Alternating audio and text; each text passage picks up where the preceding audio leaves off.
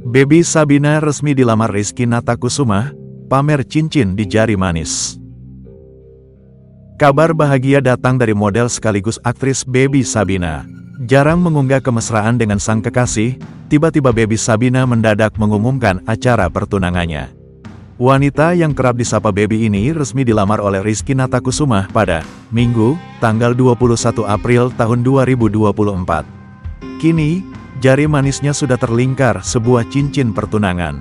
Momen tersebut dibagikan oleh Baby Sabina dalam unggahan Instagramnya, Baby Sabina, Minggu, tanggal 21 April tahun 2024. Dalam postingan tersebut, nampak pemain film Antares berfoto bersama calon suaminya dengan dekorasi bunga yang berwarna-warni.